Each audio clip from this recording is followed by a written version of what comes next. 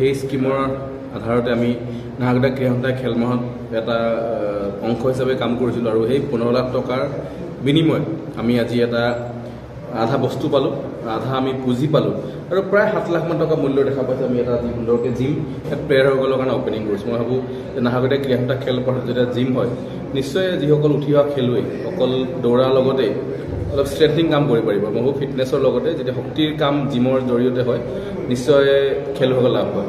মই ভাবোঁ নাহাকটা ক্ৰীড়া সন্থাৰ সভাপতি হোৱাৰ পাছত এই জিমটোৱে আমাৰ প্লেয়াৰসকলক উৎসাহ জনাব আৰু ভাল খেল প্ৰদৰ্শন দেখাবৰ কাৰণে তেখেতক সাহস জনাব। ঠিক আছে, ইতিমধ্যে দেখা পাইছে প্ৰথমতে এখন খেল অনুষ্ঠিত হৈ গ'ল বি ডিভিজন ফুটবল লীগ, য'ত আমাৰ নাহাকটা ফুটবল একাডেমি টাই ব্ৰেকাৰত পৰাজিত হৈছে আমগুছি চাবিল ফুটবল দলৰ বিৰুদ্ধে। খেলখন যথেষ্ট উত্তেজনাপূৰ্ণ হৈছিল। খেলখন উদ্বোধন কৰিলে আহি আমাৰ ডিব্ৰুগড় জিলাৰ ক্ৰীড়া বিষয়া চেমি শইকীয়া বাইদেৱে। গতিকে চেমি শইকীয়া বাইদেউক এই মুহূৰ্তত আমি নাহাকটা ক্ৰীড়া সন্থাৰ আন্তৰিক শ্ৰদ্ধা আৰু ধন্যবাদ জনাইছোঁ আমাক আহি সহযোগিতা আগবঢ়োৱাৰ বাবে। আৰু এতিয়া দেখা পাইছে চূড়ান্ত খেলখন অনুষ্ঠিত হৈ আছে, য'ত অংশগ্ৰহণ কৰিছে জয়পুৰ তৰুণ সংঘ আৰু নাহাকটা চাহ বাগিচা ক'লে। ইয়াতে আমাৰ 8টা দল আছিল, বি ডিভিজনত আমাৰ 16টাকৈ দলে অংশগ্ৰহণ কৰিছিল। আৰু এই খেলখনত আমাক অতিথি হিচাপে আহি আমাক সহায় কৰিছে দাতা আছিল প্ৰদীপ বুঢ়াগোহাঁইদেৱ। তেখেতেও আহিছে, তেখেতলৈ শ্ৰদ্ধা জনাইছোঁ। তেখেতৰ পুত্ৰ সাৰংগৰ নামতে খেলখন উৎসৰ্গা কৰা হৈছে এই দুজনখন। আৰু আমাৰ মাজত উপস্থিত হৈছে ডিব্ৰুগড় জিলা ক্ৰীড়া সন্থাৰ সন্মানীয় সভাপতি নিৰঞ্জন শইকীয়াদেৱ, ফুটবল বিভাগৰ সম্পাদক অসীম হাজৰিকাদেৱ, লগতে প্ৰাক্তন ফুটবল পৰিচালক আমাৰ খেল বিভাগৰ ফুটবল বিভাগৰ সম্পাদক জয়ন্ত বিজয় শৰ্মা, খেল পৰিচালক ৰাজীৱ শইকীয়া আৰু জীৱন গগৈদেৱ আহিছে। আমাৰ অতিথিসকলো আছে যে ডক্টৰ জ্যোতিপ্ৰসাদ কৌৰ মহাবিদ্যালয়ৰ অধ্যক্ষ, তেখেতসকলে আহি আমাক হস্ত বৃদ্ধি কৰিছে। গোটেইখিনিকে আমি শ্ৰদ্ধা আৰু সেৱা জনাইছোঁ।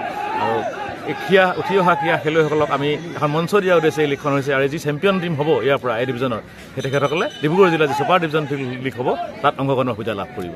গতিকে এই মুহূৰ্তত যি চেম্পিয়ন দলটোলৈ আমি শুভেচ্ছা জনাইছোঁ। আৰু এই খুব শ্বৰ্টলি আমি নাহাকটা ক্ৰীড়া সন্থাই উদ্যোগ লৈ নৱেম্বৰ মাহৰ 4 তাৰিখৰ পৰা এখনি আমন্ত্ৰণমূলক সৰ্বভাৰতীয় পৰ্যায়ৰ সদৌ সমিতিৰ এখন আমন্ত্ৰণমূলক ফুটবল খেল প্ৰতিযোগিতা আৰম্ভ কৰিম টচেন ছাৰৰ সোঁৱৰণত। প্ৰিয় অলিম্পিয়ান টচেন বৰা আপোনালোকে চিনি পায়।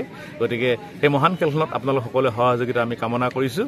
আৰু অসমৰ সেই আগশাৰী দলে অংশগ্ৰহণ কৰিব। গতিকে আমাৰ গোটেই ওচৰ পাজৰ নাহাকটীয়া জিলাৰ পৰা আদি কৰি দৰ্শকসকলে আহি যে আমাক খেলখন সহযোগিতা কৰে, উপভোগ কৰি তাৰ বাবে আমি কামনা জনাইছোঁ।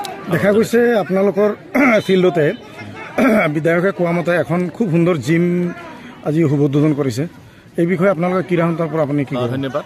এইটো অসম চৰকাৰৰ ক্ৰীড়া আৰু যুৱ কল্যাণ বিভাগৰ জৰিয়তে প্ৰদান কৰা যি জিম শৰীৰচৰ্চা কেন্দ্ৰ আজি শুভ উদ্বোধন কৰিলে আমাৰ নাহাকটা সমষ্টিৰ কৰ্মদক্ষ বিধায়ক শ্ৰীযুত তৰংগ গগৈদেৱে। আমাৰ সভাপতি তেখেতৰ যি কৰ্মস্পৃহা, তেখেতৰ যি আগ্ৰহ, সেই আগ্ৰহক নেতৃত্বত লৈ আমি সকলোৱে আগবাঢ়ি গৈছোঁ টিম নাহাকটীয়া হিচাপে। নাহাকটা ক্ৰীড়া সন্থা তেখেতক আমি শলাগিবই লাগিব। তেখেতৰ জৰিয়তে এই শৰীৰচৰ্চা কেন্দ্ৰটো লাভ কৰিলোঁ। আৰু আপোনালোক জনাই খুব ভাল লাগিছে।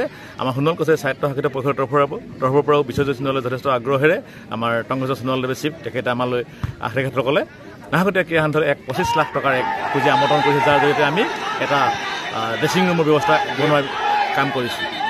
গতিকে আমি এই সুযোগতে সুন্দৰ কৈছে ছাত্ৰ পৰিষদক আন্তৰিক শ্ৰদ্ধা আৰু কৃতজ্ঞতা জনাইছোঁ। আৰু ভৱিষ্যতেও তেখেতসকলৰ পৰা পূৰ্ণ আশা পাম বুলি আশা ৰাখিছোঁ।